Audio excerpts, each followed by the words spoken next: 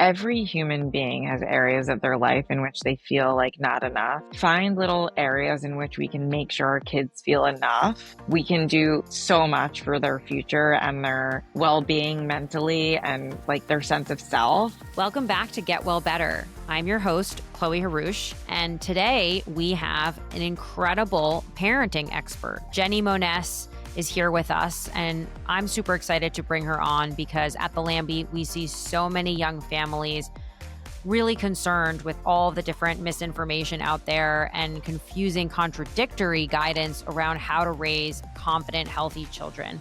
So we wanted to bring on this amazing expert and also parent herself to help set things straight and really clarify ways in which we can empower ourselves and our children to lead their healthiest lives. The other ways that I feel like we can let go a little bit is like when we're like constantly managing children's social behavior. Do you find that parents with multiple kids struggle with that? And like, what's the right balance? Like, do you alternate which day is for which kid? I think, of course, it needs to like work for the whole family. So I think that there's a way to instill like a respectful boundary and to be that person that's sort of like steering the ship and not be feared.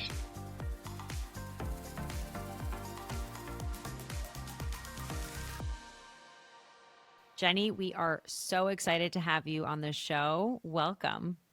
Thank you. I'm so happy to be here and so excited to talk with you. All right. So we are going to dive in because I have so many questions and I know I don't have enough time to get through all of them.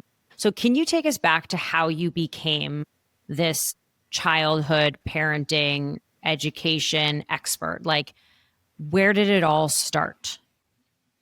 It's interesting that you asked that because, of course, I get that question a lot. But I think recently it's occurred to me that it actually came from, I think, my own childhood through different experiences recently and like really thinking back to how I connect with kids. I've connect a lot with like my memories of being a child. And so I feel like that was like really the origin now that I'm being asked this question, remembering what it felt like vividly to be a child and to use that now in how I connect with kids and to really like take on their perspective when I'm trying to, figure out what's behind behavior and things like that. So yeah, I'd say that's like where it started.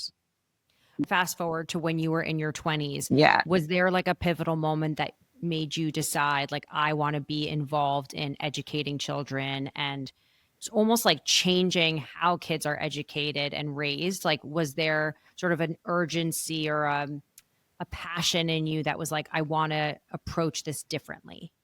Yes, of course. I was telling you like where it all started in terms of how I felt like this was my calling. It started also through college, figuring out, we all reach that point at some time in our 20s or earlier, a little bit later of like figuring out what we want to do. And I loved studying the human mind and not necessarily development at that point. It was just psychology and being really interested in the why behind how people work.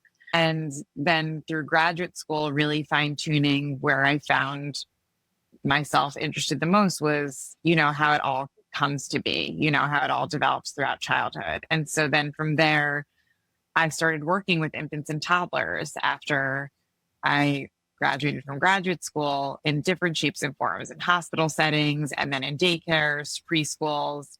And then I even found myself teaching college courses to teachers who were becoming certified. So really getting my hands on any way to really connect with kids or the people that were working with them really made me feel so fulfilled. And it was just so rewarding. So that was the starting point for what has now, turned into different than being in the classroom. I don't know if we want to jump into that already.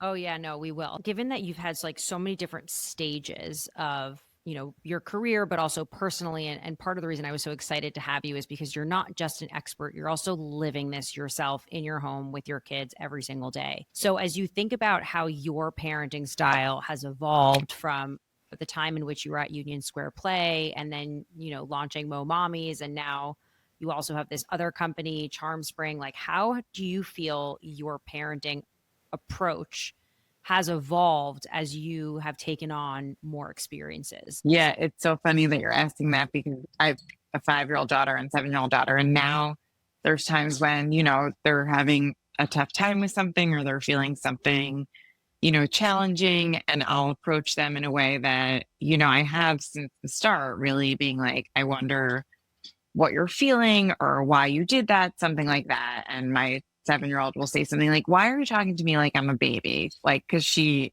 is old enough to kind of call out that like I've always been speaking to her in this way. And I've actually responded and said, actually, I'm talking to you as if you're a 7-year-old, but I've always talked to you as if you're a person. And I feel like that's what stayed the same amidst all these different shapes and forms of my career, that I've always believed that even infants, toddlers, young kids should be honored and treated and respected as whole people, because they are. I think something that stayed true in any area of my career, whether it's in the classroom before Union Square Play, on social media, or in my own parenting, or now, through Charm Spring, is that I believe that children are whole people that should be included in their experience, and that experiences shouldn't be just laid out for them and asked of them, but that we should include them and, do it collaboratively. So I feel like that stayed the same. But what has changed is really just, that I'm living all these different ways of parenting now, like sort of pre-tweens. I want to say a 7-year-old, believe it or not, feels that way. And really kind of coming back to that core belief that when I feel stuck, this is a person that I'm in a relationship with, even if it's my child who's many years younger than me. And that there's not just like a guide or resource or someone else out there that can guide me in that, but that she can. And so I think it just all comes back to, the relationship that you're building with young kids. Yeah. It's tough because also when your kids are younger, I have a 3 and a 2-year-old, and I try to treat my 3-year-old like he's an adult in a lot of ways, like asking him why, and, trying to sort of break the tantrum with like, let's have a conversation around why you feel the way you do. But then I'm like, is this the time, or should I wait until his tantrum is over? And then when we've removed him from this from this experience and his insane amount of emotions, we can then go back and like reflect on that experience. Like, at what point do you feel like children are actually capable of internalizing their emotions, or like knowing how to even talk about them? Yeah. I mean, I think you said he's 3, right? Mm-hmm. Yeah, that it looks a lot different, that whole process of what you're saying, like being able to talk about or internalize or process a feeling. But I do think from the start, we shouldn't wait for that feedback. I always tell parents, like even in my new moms groups where they have an infant, that you can talk to your baby. Yes, they're not going to respond. And you might be like, who am I talking to? But you're just getting in that habit of building this relationship and treating your child as a participant in that relationship, even if it's like, I'm going to change your diaper now. And that's like really how it evolves into when they are 2, 3, 4, 5, whatever age it is, being able to talk through emotions, So when I had an infant who was crying from reflux and I didn't know why, I would sometimes be like, I wish I knew how to help you. I'm figuring it out. Like something like that. It was more to myself. But I think that's allowed me to feel like it more naturally comes to like a 2 or 3-year-old when they're dropped off, like at mini camp today and they're crying, me being like, I know you're really sad, mommy left, but she always comes back. I think parents are like afraid sometimes to name the emotion until they really believe like their child or the child that they're with can process that. But I think it's more fluid than that. And if we're talking about emotions as part of the picture from the start, you can see that really a 2 or 3-year-old can process that. It's not like they'll be like, yeah, I'm sad, and they just come out of it. But I think it's healthy to know that like their sadness or their worry or emotions aren't who they are, and that they're part of their experience. Mm-hmm. And so what that looks like for a 2-year-old will obviously be different than a 7-year-old. But just like my 7-year-old called me out, knowing that there's emotions behind and underneath is something that we can start from the beginning, to the point where she thinks it means I'm talking to a baby. But I would even do it with my husband. Like, you're really angry right now. Like, how can we work through that? I think it's healthy no matter how old they are. Yeah. It just looks different. It does. And I think what's hard is that when you don't get that feedback from your child that they're hearing you, it makes you almost Yes. feel like, is this even working? Or am I just aggravating him more? Like I'm sure you experienced this too when your kids were, in the twos and threes. Sometimes like when they're in that deep tantrum moment, like you just don't know what's going to help them. And it's Yes. funny because I feel like I used to be able to just pick them up and use my literal force to calm them down. But now it's like they're stronger than me in those moments. And I have to like use conversation or distraction or something to get them out of it. And so, like, again, going back Yeah. to like your approach, what do you normally do when your kid is facing a In the tantrum? throes. Yeah. And like I agree that sometimes it can be like even more triggering, like especially as they are getting older and like I think they start to be like, okay, here's the shtick from my mom. Like I want that lollipop. And instead of her giving it to me, she's gonna just tell me, like, you're really frustrated right now. You do run into that, especially like me as the mom who has been living by this and breathing it from the start. There are times where I feel like that's even worse because they're just like, similar to us, like when we're already upset, you don't want someone to be like, you're really angry, right? Like, it just sort of is like, yeah, I know. So I often don't actually do if I feel like it's that point or when a child's having a tantrum in the middle of the supermarket or wherever it is. I'm not necessarily like talking the way I am commonly saying now and narrating like you're really frustrated right now. I might just like get down and say, I'm here. I think it depends on the child. I think my girls, one of them really wants to know, like, I'm here to stay. And that helps to calm her, as opposed to feeling like the grown up that's there is just eager to work you through it. For her, I know she wants to know, like, she has me there present as she works through it. And you might be like, that could take forever, but truly, it actually probably takes a lot less time when a child really believes that your presence is there. For my other child, she wants to sort of like shut me out. And I think it's really her being like, will you come after me? And so I might, for her, like, be like, I'm right outside your room when you need me or when you're ready. And this is a 5 and 7-year-old. So if I look back when they were 2 or 3, the younger one who I think wants me to just be there, it would be like inconsolable cries and me being like, hugging her. My older, who would probably push me away if I hugged her, even if it was at that age, would be just like sitting next to her. We really underestimate like our presence at those young ages. But I think Yeah. just trusting that that's enough without talking can like And I'm really, sure yeah. that you had to try a few different things before you realized what it was that they needed. Like you Yes. found And that's the something. point I wanted to make, that like every child's different. Yes. And that like, yeah, I give recommendations on my page. You mentioned Momommies. It's now Jenny Moness. And so I'll like mention different things that I've done with my kids that help. But I think it's really about a child feeling seen and heard. And when we respond to like big emotions, just trying to quell them, they don't feel seen and heard. Is it a crazy thought to like when they've calmed down, ask them, okay, I know you had a really hard time before when this happened. Like, what do you want me to do in that situation to help you? Like, would that be, I've never Oh, tried that, yeah. but would that be a helpful thing to Yeah. ask? It's actually, I think, really something we all should do, especially when they're older and can like kind of handle a question like that. I've asked my 5 and 7-year-old that, like, especially in the last year, I think that's like a good age, 5 years old. They're like going into kindergarten. They can absolutely kind of reflect in that way. I think younger, but again, every child's different. It can feel overwhelming. Like, why is my parent asking me what to do? Like, I don't know. You're the one that I need to be my captain and you should know what to do. But anyway, I felt like both of them would actually welcome that question. My younger one has said, just hug me, just be like different signs of like, I just want you to be there. And my older has said, I want you to keep trying. That's how she worded it. The one who like shuts me out. That's so cute. Like, or you have to try harder type of thing. Yeah. Yeah. And again, like that's why it's so important to like help them name emotions and like be able to like cognitively think about emotions Mm-hmm. to give us that feedback. Yeah.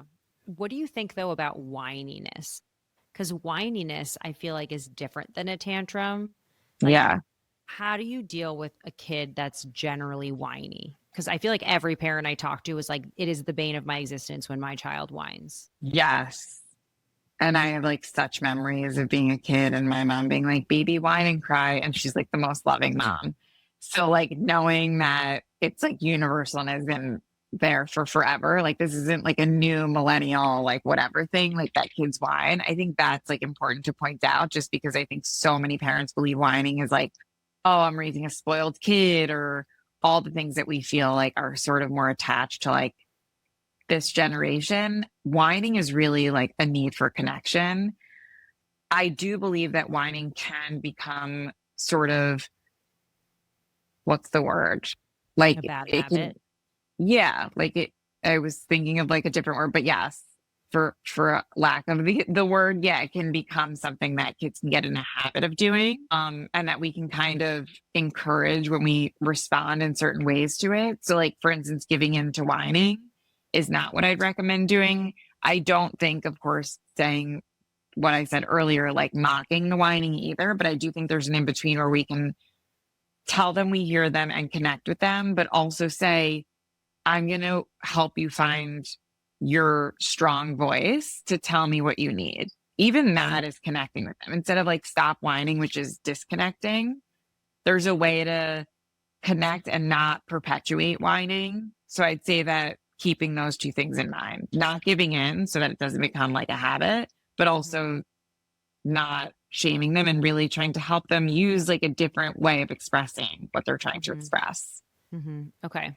So I want to use this as an opportunity to talk about instilling discipline and creating boundaries because I feel like that is something that, you pointed out this generation of parents is worried about raising spoiled children and that we're almost like leaning in too much into supporting every need that these children have and whatever it is. So like this idea of discipline, like I remember when I was growing up, my mom was incredibly hard on us, like so strict. And my dad was very supportive, the perfect complement to her. But like I ultimately grew up respecting my mom and fearing my mom. Not that I didn't my dad, but I feel like I still loved my mom. And I think that she gave us so much structure and boundaries and like knowing what's right versus wrong. And anyway, I'm very grateful to my mom for the discipline that she instilled in me and my sisters.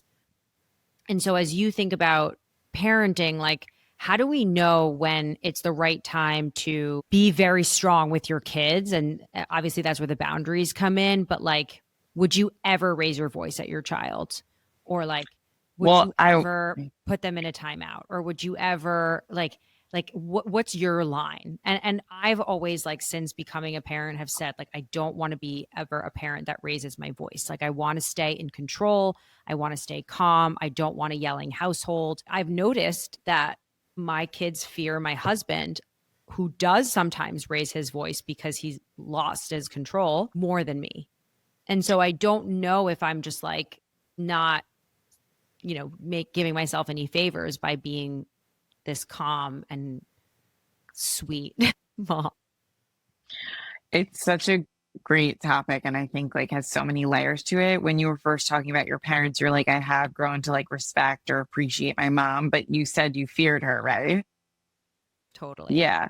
So I think that there's a way to instill like a respectful boundary and to be that person that's sort of like steering the ship and not be feared. I think we believe that like boundaries equate like mean or fear or like, you know, no boundaries equate like gentle parenting. And I think that's like where we like mess ourselves up. I think there's a really like important way of instilling boundaries that are respectful and loving without evoking fear.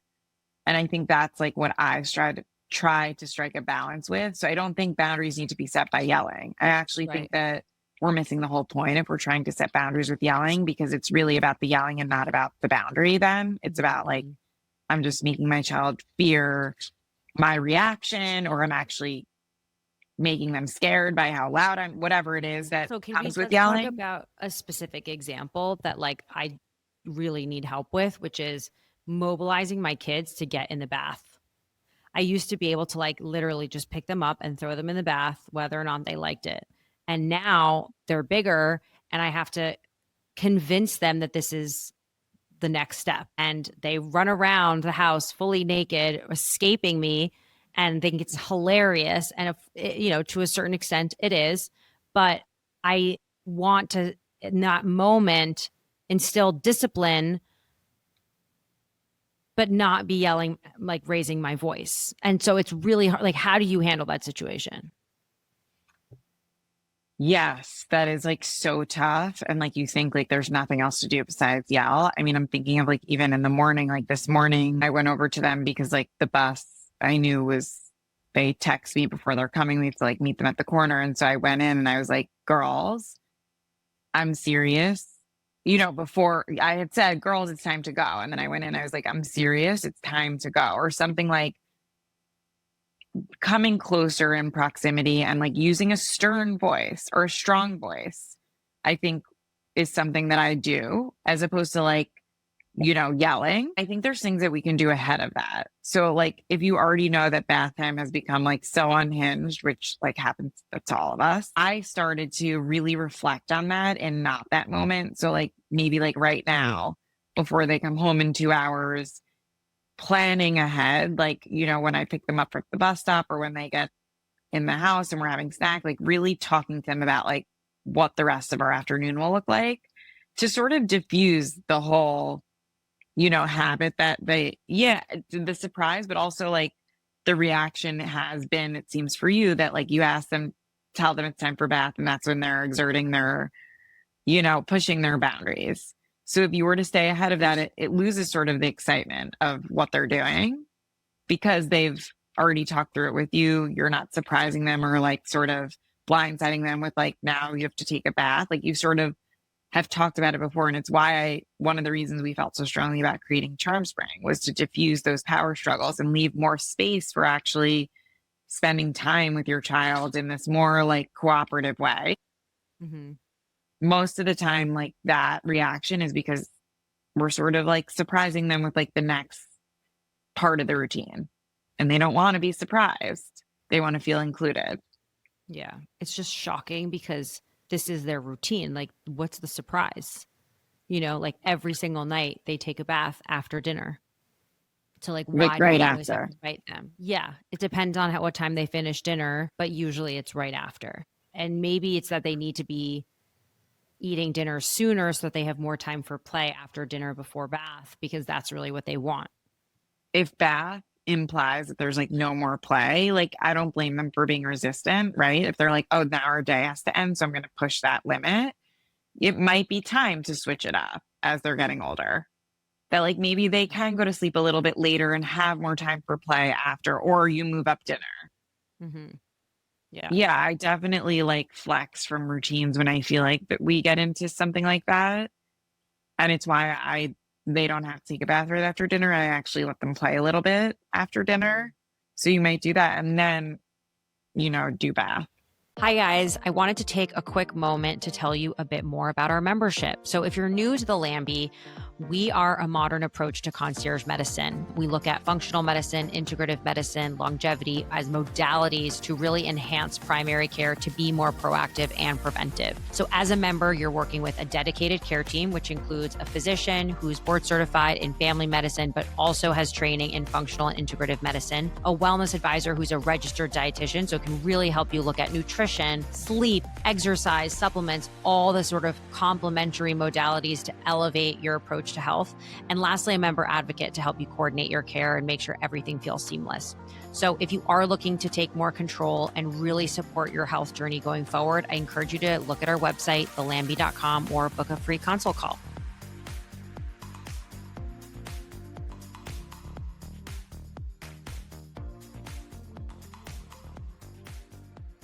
I feel like the one thing that parents also struggle a lot with is like boundaries with food. What's your stance on like how you approach eating? Like, and I'll give you context because I feel like I'm dealing with this a little bit right now. I'm trying to get my kids to be independent eaters. Like I don't want to have to sit next to them and make sure they're eating everything that they should be eating and not just eating the carbs on the plate. Right. So I said to my nanny, you know what? Let's do something where the first things that's on their plate is the protein and the vegetables. And once they finish their protein and vegetables and they eat it on their own, then they can have their carb. And then I'm thinking to myself, well, now I'm creating this like hierarchy. And then when they go to their friend's house and they can choose whatever they want to have on their plate, they're going to grab for the carbs because they're not Right. normally able to have the carbs so freely on their plate. And so is that an unhealthy dynamic? And it's just so hard to create that independence, but also create structure. Like, so how do you deal with that? And I've heard the other side of it, which is like, just put everything on their plate, including their dessert, and let them decide where they want to start. And it's like, but then when will they eat the protein if they're full by the time they get to it? I tend to believe that I'm like probably with like the latter of what you said. I definitely am not giving them their dessert with their dinner, but I'm not like precious about it because I agree that like we don't want to build a hierarchy. I think it comes from really trusting, like knowing that when you don't trust, how that actually does more of a disservice. So I will not say that like me giving my kids like protein, vegetable, and carb means that every night they're eating all three. But I will say that me taking a back seat and just my job being to provide them the options, their job being to eat what their body tells them, has allowed them to be more independent because I've given them the confidence that they can be. Do you know what I'm saying? That like if we have a parent who's not allowing that, they won't build that trust and confidence to eat according to themselves and their own like bodily cues, right? They'll be like, mommy's supposed to be here to like manage this. And I just think that's like not a healthy dynamic. And we're talking long term, like there are times where like it might be like we have a birthday party that night. You have to eat X, Y, and Z, like, until we go to the birthday party, something like that. Or I might say, like, for you to have enough energy, like, you have to have a full dinner before we go do whatever the experience is. So, like, I'll maybe have conversations like that.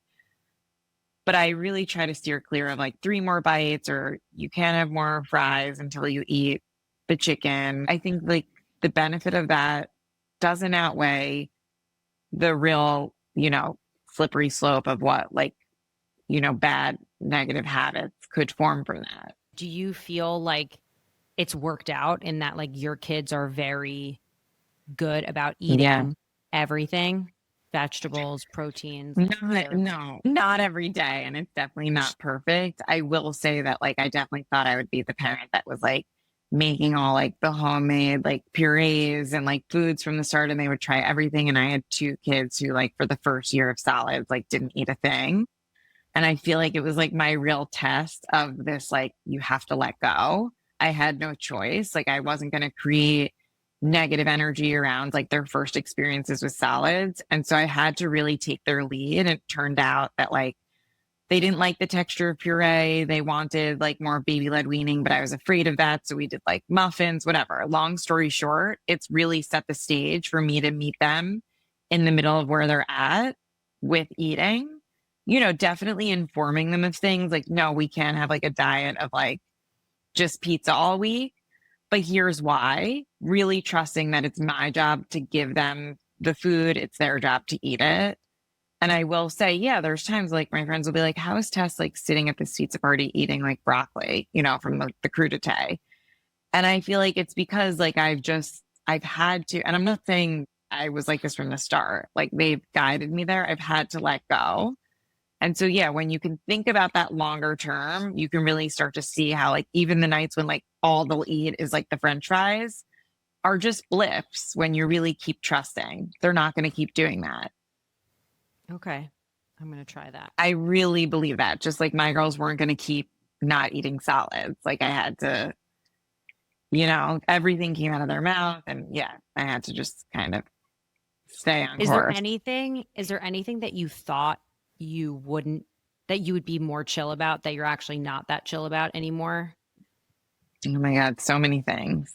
So I really didn't think I would like give them an iPad or anything like that. And I really did do that in the last year because I felt like similar to you that like I didn't, when you said the thing with the carbs, I didn't want them to like be exposed to that outside of our home and like then become obsessed with it. So I was like, if I can set boundaries around the use of this, I think that's a better option because this is the reality of the day and age that we live in. So that's something I wouldn't say that I thought I'd be more chill and I'm not. I just didn't think that I would introduce it.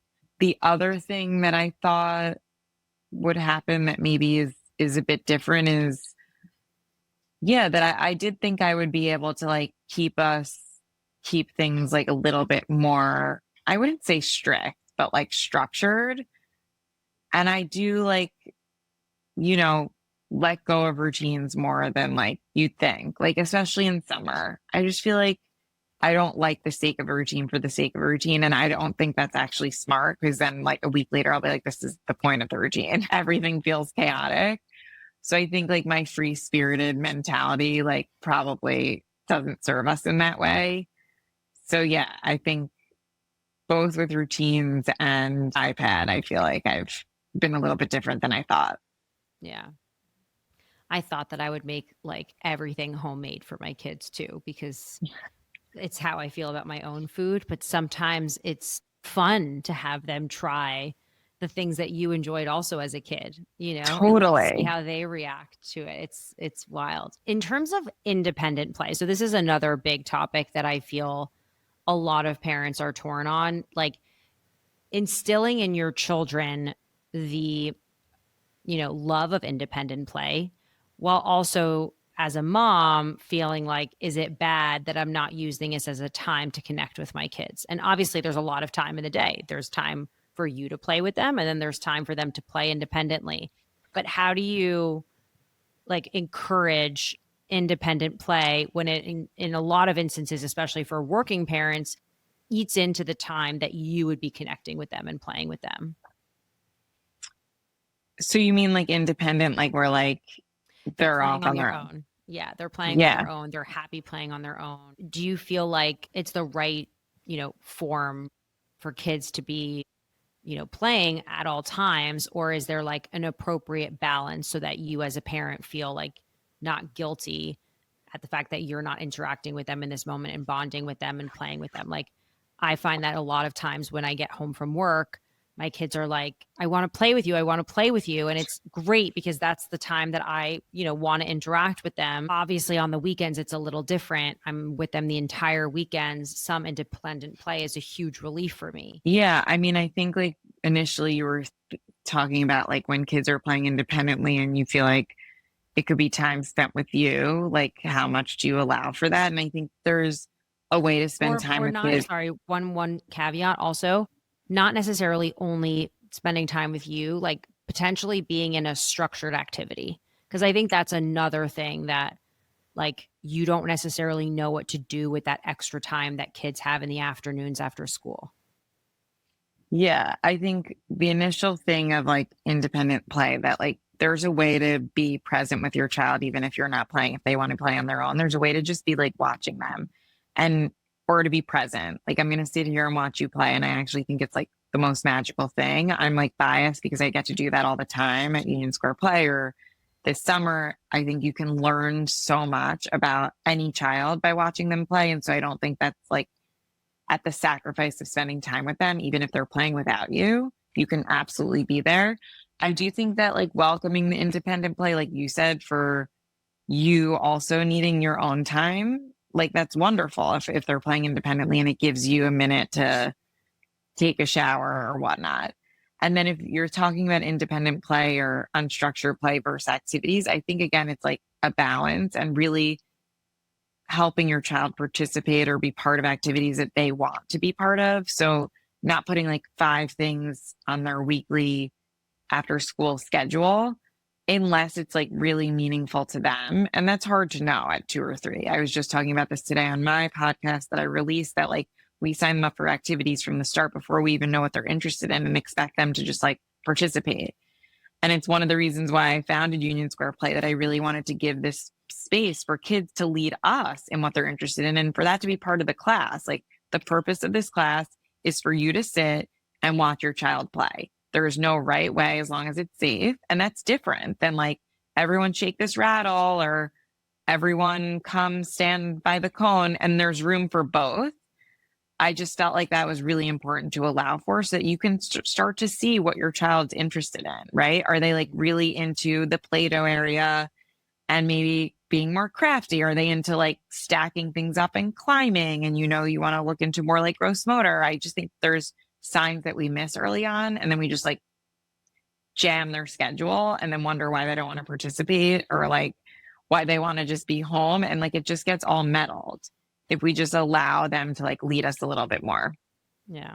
Someone recently told me that this idea of unstructured play is super important for kids because it allows them to utilize their creativity and really then their imagination and like come up with things to entertain themselves. Like I remember when my sister and I were younger, and we weren't even that young. I mean, we were probably like 8 and 10. We used to make these incredible forts and like use pillows and chairs and sheets, and we would make these like beautiful in my mind, like tents, and we would like sleep in them and play with our dolls in them. And I feel like the pressure that I have to sign my kids up for activities, and if I don't, then people are like, well, then what do they do in a New York City apartment for 2 hours? It's like, why is that so terrible that they're in an apartment?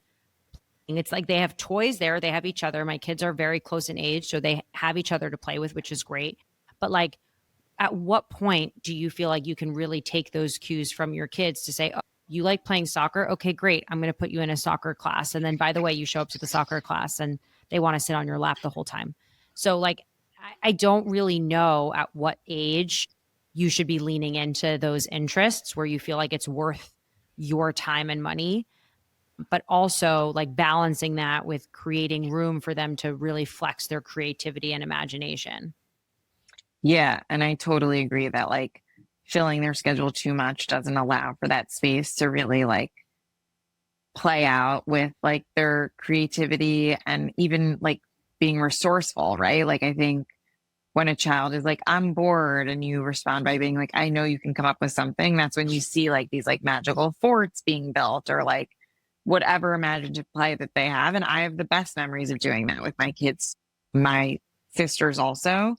And I think, again, it's about like a balance. Like I actually feel my kids do less now than maybe they did 2 years ago, because I did run into that, like all of their friends are signing up. We should be part of all these things, only to then realize that like they start to be like, I don't have one free day, and some kids don't want that free day.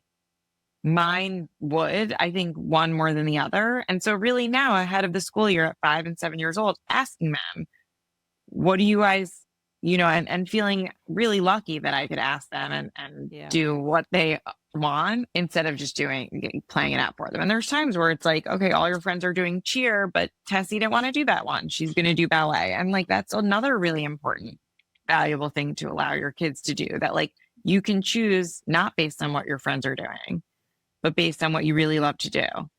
Yeah. I hope that I have the flexibility mentally to put my kids in activities that resonate with them, as opposed to like trying to bundle them into one shared activity. Because I feel like the inclination for me is going to be like, well, the convenient thing is for them to be in the same class so that I'm doing one drop off and not having to like be back and forth between all of these different things. Do you find that parents with multiple kids struggle with that? And like, what's the right balance? Like, do you alternate which day is for which kid? Or like, do you just invest in really letting that kid find their path and like leaning into it? I think, of course, it needs to like work for the whole family. Like it's such a system that everyone needs to like consider, right? Like you can't have one kid all the way on one side of town and the other all the way down and just be like, oh, it's because what they're interested in. And so I think there's a balance with that. I mean, one of my close friends, like all of her mom friends have kids around the same age, and they've created like at the gymnastics place that the older kids have a group and the younger. And so I think there's ways when you can coordinate that, that's great. Or they're nearby. I think that convenience and logistics really do play such an important role. And so, unless your child's like training to be in some competitive sport, which like you could argue they do even when they're younger, they go on traveling soccer, things like that. That convenience should play a big role because it impacts Mhm. everybody. And there's enough hopefully available to be able to do that, especially in New York City. I don't know about everywhere where like you can find a ballet studio that maybe is near where your other child's doing soccer. Yeah, because I think it matters. What's your thought on people feeling like they shouldn't have more kids because they can't be as good of a parent to 3 versus 2? Like, do you feel like there's truth to that? I think there's truth behind like the feeling of that. Like, I don't necessarily know that that's a real truth that actually plays out, but I do believe that people like feel that that is what would happen, that they like aren't going to be as good of a parent. And I think it's also a part of I'm a one of three. I was the middle, but like birth order and like it doesn't mean the third gets the bad parent. Maybe they get like actually the parent who's like the most confident in their parenting abilities, the most trusting of the things that we're talking about. And so they get a really good version of that parent. And the first parent might have been like hyper focused and with the baby 24/7, but actually probably really stressed out. You know, I'm giving examples. I'm not saying this is the experience for everybody. So I think there's value in the parent you are for each child. Mm-hmm. Mm-hmm. Okay. This is So, actually something you'll remember that I was yeah. like sitting with 2 friends who had 2 kids, and one of them was like, "Is your second a good eater or not as good of an eater?" And I was like, "You know what? I just realized that if you were to say that your second was a good eater, you'd probably be like, yeah, it's because I like neglected him and like couldn't give him any attention. And if he was a bad eater, you'd probably say, yeah, it's probably because I neglected him and didn't give him any attention. Like you could be the same parent and that child could be like the good eater or the not good eater. And it's really just, it's not necessarily that linear, right? It's Yeah. like, yeah. It's so true. It's so true. What's a mistake that you think most parents make? Like that you see time and time again in the classes that you teach or even at Union Square Play? Like, what is a common mistake that people should be wary of or that just people should sort of shift their mindset around? I think like the micromanaging of behavior, I think I mean, and I know I'm probably like really biased because here I am creating classes called Let's Make a Mess and like expecting every parent and caregiver to just embrace that.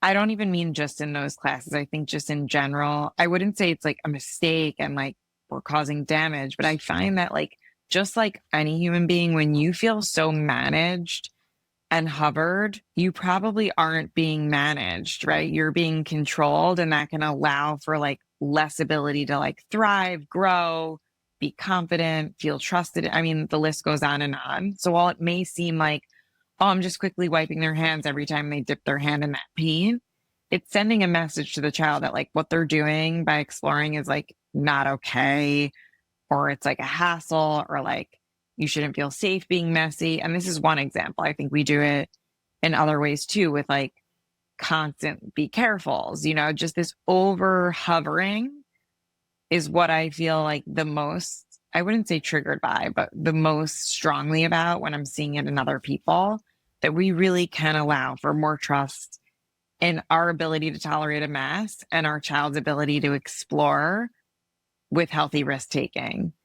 And I think there's a lot more wrapped up into like what that looks like with the kind of like letting go or backing off. You talked about messiness. I think that's a really, really good example. Is there another example that you see as like low hanging fruit when it comes to relinquishing control?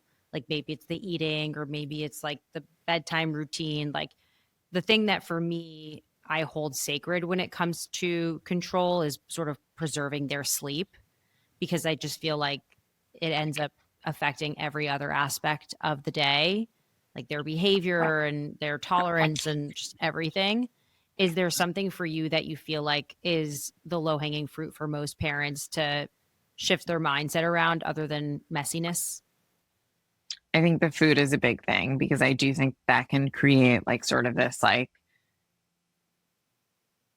codependence and like people pleasing, right? Like I'm eating to make sure my parents happy with me. And when my parents happy, like then I feel enough and like sort of this like codependence in that way. That's like one area. I'm not saying that like if you manage the food like once or twice, that's like what your kids are going to develop. But I think that that's a whole kind of bucket.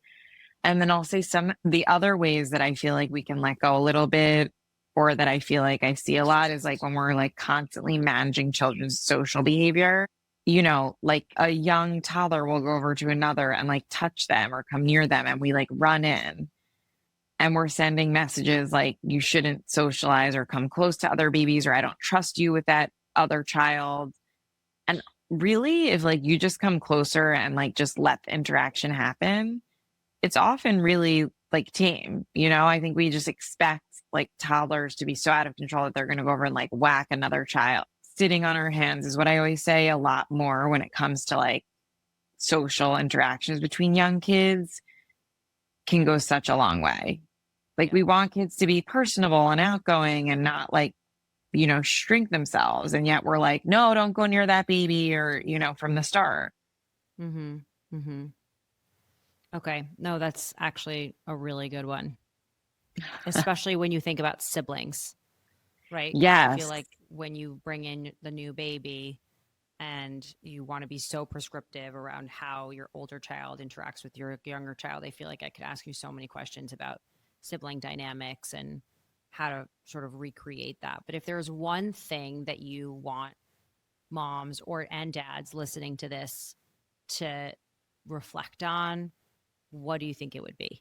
This might be like sort of a deep one. And I think it's really every human being has areas of their life in which they feel like not enough. Everybody, you know, like I need that job, or I need that accolade, or I need that approval, or that outfit, or that amount of money, whatever it is. And I think if we can really, from the start, find little areas in which we can make sure our kids feel enough, we can do so much for their future and their well-being mentally and like their sense of self. And I'll just give like one example that, you know, I think I've touched on in my social recently, but like, for instance, like if my two girls come home, they're on two different buses and one has like an award for like, I got the bus award, and the other one doesn't. And the other one's like now angry or goes over and hits the other one. Of course, setting the boundary around that, but making sure at the end of that, that I whisper in that younger one's ear, you're enough, even if you don't get that award. I really find times to do that, as like cheesy as it probably sounds, because I believe in the long term of that. Wow. That is definitely something new. So I appreciate that. I love finding your own way to remind your kids that they're enough. Yeah. Yeah, no, that's amazing. Thank you. All right, Jenny. Well, thank you so much for being here and for sharing all your wisdom. I feel like this is just the start of us trying to dive deeper into parenting and sort of helping younger families figure this out, because, you know, we say this always about wellness, that there's so much noise and there's so much confusion. Yeah. People don't know what the right approach is, and having more experts on here to help guide that, and recognizing that there oftentimes is a two-pronged approach, and like you have to sort of figure it out and see what works for your family. But anyway, so thank you for being the first person that we've brought on to talk to parents directly about this, and I hope to have you back at some point soon. Oh, I would love that. I didn't know I was the first one. And yes, I hope everyone listening knows that it's really about you and your child and that relationship, and that looks different for everybody. Thanks for tuning into this episode of Get Well Better by The Lambie. Your support truly means the world to us. Make sure to subscribe on YouTube and Spotify, or listen wherever you get your podcasts. Follow us on Instagram at The Lambie for behind the scenes content and updates. We would not be able to grow without your support and referrals. So please send this podcast to a friend, a loved one, anyone who you think is interested in learning more about health and wellness and navigating this maze of an industry.